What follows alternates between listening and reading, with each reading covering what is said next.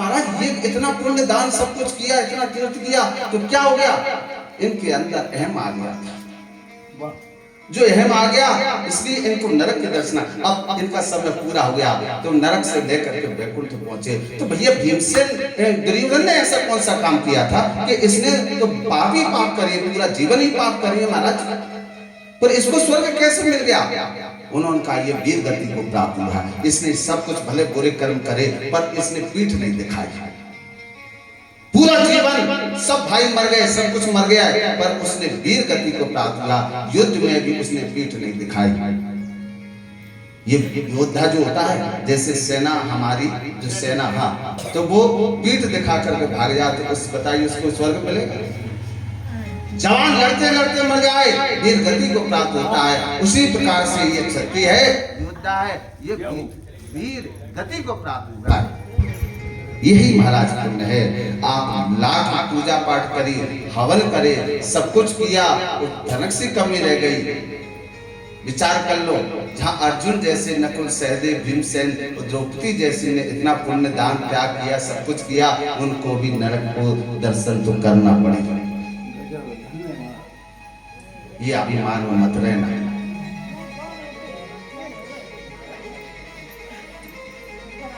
जब इतने महापुरुष होकर के जिनको यातना भोगना पड़ी है, हम तो एक साधारण जीव है महाराज, और हमसे कितना पाप होता होगा। तो विचार करो, तो इन पापों से हम कैसे बचेंगे? उन बचने के लिए क्या उपाय है? बस एक ही उपाय है, कथा भाग्य की जीवन। आपका जीवन का एक ही लक्ष्य होना चाहिए कि हमको बस कुछ मिले न मिले, धन मिले, दौलत मिले, कुछ ना मिले, गोड़ी बंगला मकान दुकान कुछ मिले न मिले, पर भगवान की कथा जरूर मिलती रहे। ये कथा ही हमें जीवन का सार है, जो हमें मुक्ति दे सकती है और भक्ति दे सकती है और भगवत कृपा दे सकती है। मैंने सारे सहारे छोड़ दिए, बस तेरा सहारा काफी। सबका साथ छोड़ो, बस एक ही सहारा। मैंने सारे सहारे छोड़ दिए, बस तेरा सहारा काफी।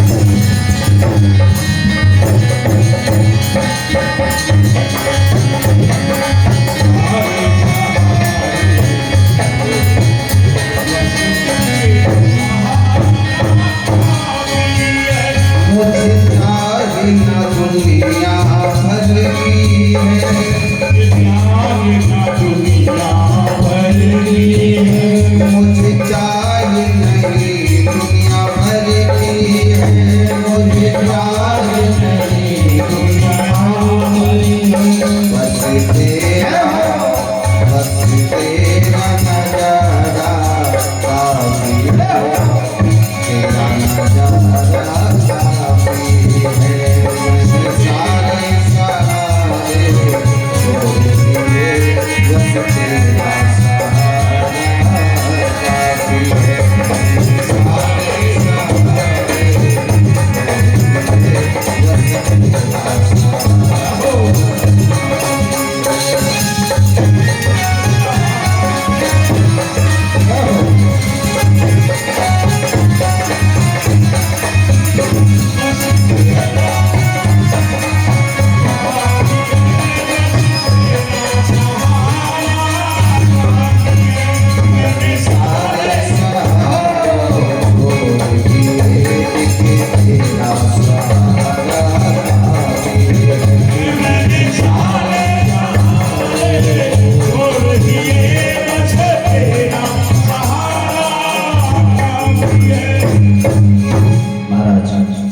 एक साधे सब सदे और सदे सब जाहे। एक को साधो सब सब जाएगा। निराकार पर ही ब्रह्म है। जैसे गन्ना में देखो रस छिपा रहता है, देखो गन्ने में तो रस छिपा है, ऐसे ही कथा में जो भगवान नाम का रस छिपा है ना, जब गन्ने में से रस कब निकलेगा, वो कोल्हू में जाएगा। जब कोल्हू में से जाएगा तो उसमें से रस निकलेगा। और रस तो निकल गया, पर इसको बनाएगा तो फिर तपाना पड़ेगा। जब तपाओगे तो उसमें से गुड़ भी बनेगा, शक्कर भी बनेगी। अभी देखो लड्डू बने, काय के बने, मिठाई से बने, मिठास चाहिए। तो ऐसे ही कोई योग्य व्यक्ति होता है तो वो रस को निकाल करके तपा करके गुड़ शक्कर आदि बना करके मिठाइयाँ बना लेता है। नई नई मिठाइयाँ जो भी चीज है वो बना लेता है। तो ये सब प्रकार बन जाते हैं। वो बने कहाँ से? वो निराकार था, फिर उसको आकार में डाला, वो रस तो उसमें छिपा था, बन गया। ऐसे ही महाराज ये कथा है, निराकार है, फिर कोई भक्त प्रहलाद बन गया महाराज, कोई ध्रुव बन गया है, कोई रैदास बन गया है, कोई कबीर दास बन गया, कोई तुलसीदास बन गया, कोई सूरदास बन गया महाराज। ये इसी से बनी है। कोई चाहे मिठाई बना लो, चाहे लड्डू बना लो, चाहे कुछ भी बना लो, ये सब चीज है। वो रस प्राप्त होगा, पर वो प्राप्त कैसे होगा? तो उसके जो भी वस्तुएं बनी है ना, उनको दबाना। मैंने कहा ना कि मथना पड़ेगा। जो मंथन करोगे तो ये काम और राम की दो रस्सी हैं, और एक में काम है और एक में राम है। जो राम की खींचती जाओगी तो काम पीछे हटता जाएगा, और राम के पीछे करोगे तो काम आगे बढ़ता जाएगा। तो हम संसार में ज्यादा काम में व्यस्त रहते हैं, पर नाम को छोड़ देते हैं, तो वो काम हम पर हावी हो जाता है महाराज। ये काम कौन है? कोई अलग नहीं है, ये काम भी ब्रह्मा जी का ही पुत्र है महाराज। ये काम उनकी ही कृपा के बिना थोड़ी उत्पन्न होता। तो काम को पहले ब्रह्मा जी ने रखा।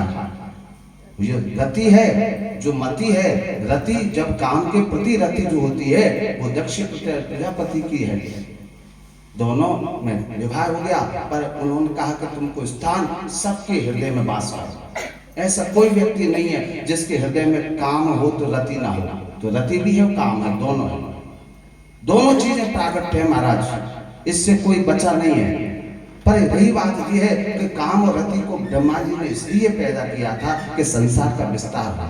अब महाराज इतना विस्तार हो गया कि रहने की जगह नहीं बची।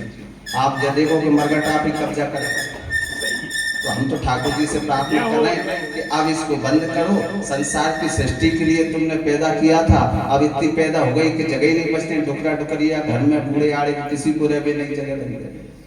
तो इसलिए भैया, तो ये संसार को विस्तार के लिए ब्रह्मा जी ने काम और रति को दिया था। लेकिन इससे कैसे तो बचेगा? वही जो भगवत शरण में रहेगा। जब भगवान के 24 घंटे शरण है तो भगवान कृपा कर देंगे, बस वो बचा सकते हैं। वो नई दुनिया में कोई नहीं है। पतंती परिगा खगा, जो इसने काम ने रति ने उसको गिराया है महाराज। मान बढ़ाई जब से आई, जब से किस्मत फूटी, वो स्वामी स्वामी बनने लागे, लगन राम से छूटी। जो स्वामी बनने की ख्वाब देखने लगे तो समझ लो अब इस पर काम हावी हो गया। यह पतन का कारण है महाराज। ये कहीं ना कहीं तुमको दमक देगा, पता ही नहीं लगेगा। ये उसका स्वभाव है। इसी प्रकार से महाराज कथा हमको भगवान की ओर प्रेरित करती है। वो बार बार वो शब्द, ऐसा कोई शब्द चुप जाए, वो शब्द तुम्हारे दिल में उतर जाए महाराज। जैसे कोई कड़वा शब्द हमारे दिल में उतर जाता है ना, तो हम यही बात कहते हैं महाराज मेरे दिल में खटक गया। जिन परिवार से मैं इतना प्रेम करता था, आज मेरा विश्वास टूट गया, आज तो मेरा दिल टूट गया। वो इतना दुखी हो जाता है कि जिनसे पर इतना भरोसा किया। अच्छा, भरोसा भी कोई दूसरा नहीं तोड़ता, ये भी सबसे बड़ी बात सोचो। जिस पे तुम भरोसा करोगे, भरोसा भी वही तोड़ेगा। भरोसा कौन तोड़ता है? जिस पे हम पूर्ण भरोसा करते हैं, वो भरोसा भी वही तोड़ता है। अच्छा, दिल भी वही तोड़ता है जिससे हम दिल लगाते हैं। क्यों? कि जो दिल भगवान से लगाना चाहिए वो हम संसार से लगा रहे हैं, और जो संसार से लगाना चाहिए वो हम भगवान से लगा रहे हैं। डॉक्टर साहब के पास एक मरीज गया तो उसको पेट में थोड़ा सा खराबी थी और थोड़ी आंखों में। उन्होंने कहा काम करना, ये पेट साफ होगा, ये चूरन दे रहे हैं, ये वाली जो पुड़िया है वो आंखों का मंजन करना, इससे आंखों में भी जो आपकी आंखों में नेत्रों में जो जलन है वो शांत हो जाएगा। अब योग की बात, दो पुड़िया लेके आया, उल्टा हो गया कि पुड़िया बदल दी। जो पेट वाली थी वो पेट वाली आंख में लगा ली, आंख वाली पेट में गई। अब बताइए मती किसकी खराब हो? डॉक्टर ने तो कहा ये पेट वाली है, इसको खाना है और ये इसको लगाना है, पर उसने उल्टा कर दिया, लगाने वाली खाली और खाने वाली लगा दी। हम भी यही कर रहे हैं। साधु संत यही बार बार यही बात कहते हैं कि जो आपको कहा जा रहा है वो अपने जीवन में उतार लो।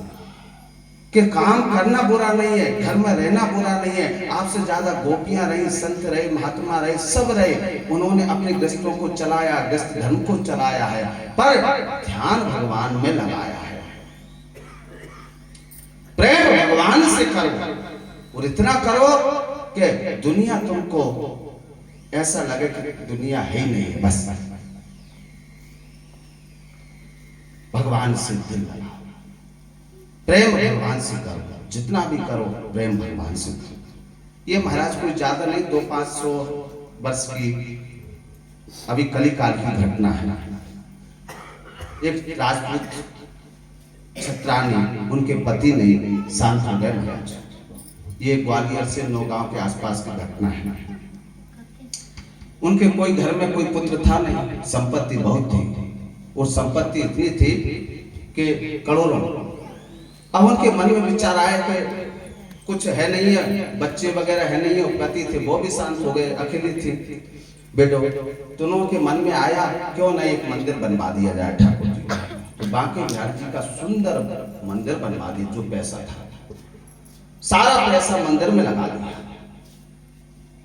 जैसा बुढ़ापा आया तो उन्होंने सोचा कि यहीं भोग लगता रहेगा, यहीं अपन ठाकुर जी की सेवा करते रहेंगे, पड़े रहेंगे। जैसे आपका भाव बहुत अच्छा लगा, ये जीवन में आपने जो किया है वो तो ठाकुर जी की कृपा है कि जो आपको अपनी तरफ खींच के लिया।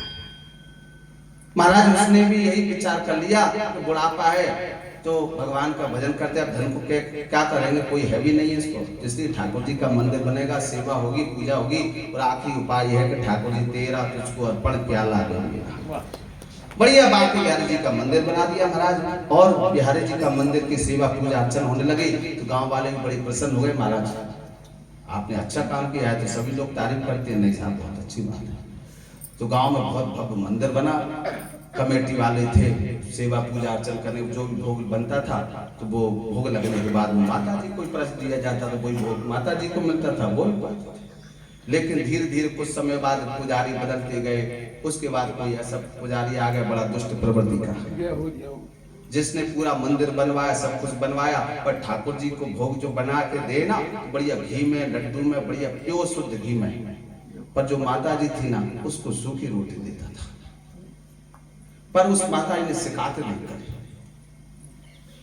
ठाकुर जी देखते थे, पर पुजारी बड़ा दुष्ट था, वो खुद घी में खाता था, अच्छा भोजन पाता था, ठाकुर जी को खिलाता था, पर माता जी को सूखी रोटी, बासी सब्जी भी दे देता था। पर माता जी कभी कुछ नहीं कहती थी, ना तो माता ये कहती थी आज कौन सा भोजन दिया है। लेकिन एक की बात है कि भगवान ठाकुर जी से रहा नहीं गया महाराज। जो भोग की थाली आई तो वो भोग की थाली में से बदल के भगवान जल्दी से माता जी को धर दे, वो बाकी बार में बैठ जाते थे। लेकिन ये जब घटना हुई महाराज तो वो पुजारी चिढ़ने लगा, ये चोरी करने लगी, ये वृद्ध माता चोरी कर रही है, ठाकुर जी का भोग चुरा रही है, देखो सही। तो वो जो लोग 2-4 जने थे, लेकिन वो ये तो नहीं कहते थे वो ऐसे नहीं कर सकती, पर विरोध पंडित जी का साथ देने हो सकते चोरी करती होगी, ऐसी होगी जब तो ऐसा हो गया, तभी तो ऐसा हो गया। बाकी आंखों में से आंसू आ के मैंने कोई चोरी नहीं करी। तो तुमने चोरी नहीं करी, तुझे का अपने आप आ गए, ये तेरे पास लड्डू है, जब देखो कितनी छुपी छुपी रोटी मैंने ठाकुर जी के लिए भोग बना के रखी थी, वो तेरे पास कहां से आ गई? हालांकि मैंने कुछ नहीं करी, वो जान है, वो जो देख रहा होगा ना वो जान है, मैं कुछ नहीं जान। जब सब लोगों ने कहा कि एक दिन भैया, एक दिन नहीं है, जब डेली चोरी करते, आज तो ज्यादा घी है तो ठाकुर जी की बाहें भी गीली हो गई और पूरी जाके बस सब्जी में घी है तो वो भी मैया के बाह में डाल दो तो चकाचक भोजन रख दे। आज तो पंडित जी को रहा नहीं, चलो सब गांव वाले को मुखिया को बुला, आज मैं तुम्हें बताता हूं, देखो ये चोरी करी करी मैं इसको भोग अलग अलग दे के जाता हूँ, पर ये भोग नहीं खाती, ये भोग खाती है। तब सबके सामने बांध फिर कह देखो ये कलंक मतलब मैंने कोई चोरी नहीं करी। वो जो बैठे हुए ना वो जान बात से पूछो, वो माने कैसे पूछो, हम कैसे मान ले वो चोरी करके तो देखो नहीं है भरोसा, हाँ तो बाकी हाथ चेक कर लो, माने उठा कर रही है तो हाथ बता। जो जाकर के सबने देखा तो ठाकुर जी की छोटी छोटी बाहियां और पूरी घी में शराब हो रही। सब देख करके आंखों में से आंसू आने लगे। भैया तुम्हें धन्य है, तुम जैसा पुजारी होकर तुम्हें पता है इस माता जी ने ही पूरा मंदिर बना और तुमने चोरी लगा दी। पुजारी को बड़ा बुरा लगा, इतना बुरा लगा कि अब वो तो मरने को तैयार है, मैं इससे बहुत बड़ा अपराध हुआ, अब मैं बचने वाला नहीं हूं। तो मैया ने रोका, ऐसी बात नहीं है, इसमें तुम्हारा कोई अपराध नहीं है, वो चाहता है वही होगा, तुम कुछ नहीं चाहते। फिर पुजारी ने वो दिन का दिन है, उस दिन का दिन है, सबसे पहले उस माता जी की पूजा करता था, तभी बांके बिहारी जी की पूजा होती थी। आज भी उस मंदिर में सबसे पहले वो माता छत्राणी है, सबसे पहले बांके बिहारी जी से पहले माता जी की पूजा होती है कि जिसने पर कृपा बांके बिहारी जी की है। ये कृपा है भक्ति सुतवता उतरना युक्ता प्रेम की रूपा सहसा व्यास महाराज। दूध में पानी मिल जाता है, पर ध्यान रखना थोड़ा बहुत उसमें गुण अवगुण होता है, तभी तो हंस पानी को अलग कर देता है। यदि उसमें गुण अवगुण नहीं होता तो बताइए कि वो पानी को कैसे पृथक करता है कि नहीं? तो उसमें कहीं ना कहीं गुण है। तुम्हें देखने में वस्तुतः लगेगा कि पानी दूध सा एक सा हो गया है, लेकिन पानी पानी है, दूध दूध है। उसी प्रकार से ईश्वर ईश्वर है और ईश्वर अंश है, हम अंश हैं। ईश्वर अंश जीव अविनाशी चेतन अमल सहज सुख राशि। हम भगवान के सुख के राशि तो हैं, पर राशि तभी है कि जब हम भगवान से जुड़े रहेंगे, और नहीं तो दुख के राशि है महाराज। हर हमेशा दुख ही भोगते रहेंगे। दुख से बचना है तो हमको ठाकुर जी से जुड़े रहना है। आइए परम मंगल में परात्पर ईश्वर अकारण करुणा वरुणालय भक्तवांछा कल्पतरुतडित पीतांबरधारी श्री कृष्णलाल की बांग में मूर्ति श्रीमद् भागवत महापुराण सप्ताह ज्ञान यज्ञ में आप सभी भक्त प्रेमी आनंद ले रहे हैं। ये ठाकुर जी की कथा है, ठाकुर जी का रसपान आप कर रहे हैं। इस भाव से सुनते रहो कि सुनने और सुनाने वाले भी ठाकुर जी हैं और सुनने वाले भी ठाकुर जी हैं। तो इसलिए भगवान में चित्त लग जाएगा महाराज। देखो कहीं ना कहीं हमारा चित्त तो लगा ही है। जब संसार से संबंध जुड़ जाता है, जिनको हम जानते नहीं है उससे हम पहले संबंध जोड़ लेते हैं, तो उससे प्रेम भी जुड़ जाता है। तो ऐसे ही आप भगवान से संबंध बनाइए, और संबंध बनाने से आपका चित्त अपने आप चिपकने लगेगा। बस गलती हमसे एक होती है कि हम संसार में सारे संबंध तो निभा लेते हैं, पर जो सच्चा संबंध था वो नहीं निभा पाया। द्रौपदी ने तो एक धागा बांध दिया, जब भगवान की शिंगरी में थोड़ी सी खरोंच आ गई सुदर्शन चक्र से, तो 16,108 पटरानियां देखती रही, पर अपनी साड़ी की कीमत समझ करके फाड़ने को तैयार नहीं भाई। उसी समय द्रौपदी भी खड़ी, मां ने अपनी साड़ी को चीर करके एक चिंदी और बांधी ठाकुर जी को। तो ये दृश्य दिखाए कि तूने जो धागा मुझे बांधा है, आज जो मेरी बहन है, तूने मेरी रक्षा करी है, ये भाई जब तू याद कर लेना, ये द्वारकाधीश तेरी सदा रक्षा करेगा। तो द्रौपदी पे जब भी विपदा आई है ना, तब ठाकुर जी वहां साथ रहे। अब बताइए कौन सा भाव था? एक धागा ही तो बांधा है, तो भाव से यदि भाव से तुमने जो उसको मान लिया, वो सारी संबंध निभाता है, वो निभाने के लिए है महाराज।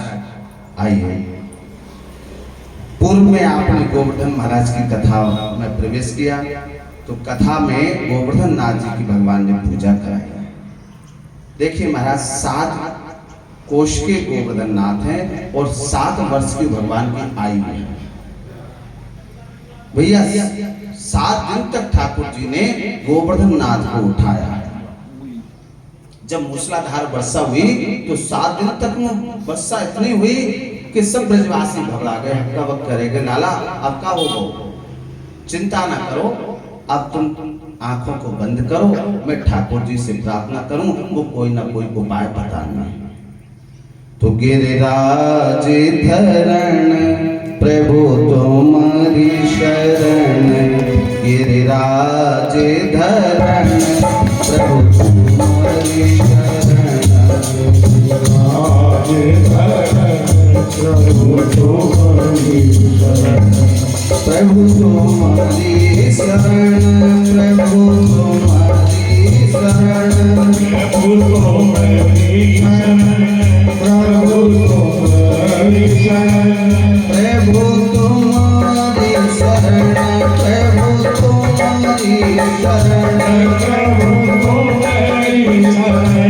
प्रभु तुम्हारी शरण, प्रभु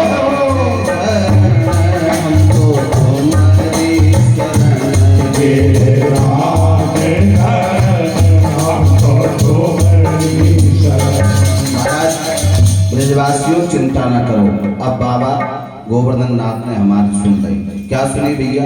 वो बोल रहे हैं एक काम करो, जब ब्रजवासियों पे कोई आफत आए तो मुंह को छाता बना लियो। ब्रजवासी बोले दारी के कछु भांग पी लिएगा तुमने? देख तो सही 7 कोस के गोवर्धन नाथ और हम 1.5 फुट के का गोवर्धन नाथ हमसे उठ जाएंगे।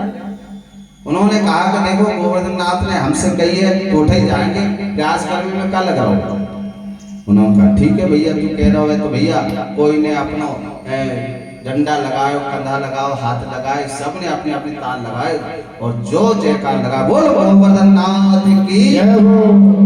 महाराज ऐसे कुकुरमुत्ता की तरह जो पानी में कुकुरमुत्ता बनते ना छतरी, छोटे से छाता बच्चे खिलौना लेते रहते, ऐसे गोवर्धन नाथ हो गए भैया और अपने आप की सराहना करने लगे। ब्रजवासी कहने लगे लाला आज तक दारी के हमको ही पता नहीं थी, हम में इतनी ताकत है। देख तो सही भैया 7 कोस के गोवर्धन नाथ को उठा लाए। कन्हैया बोले दारी के मैं पहले कहूं कि तुम्हारी जब मैया दही बेचे हैं हम मेहनत करें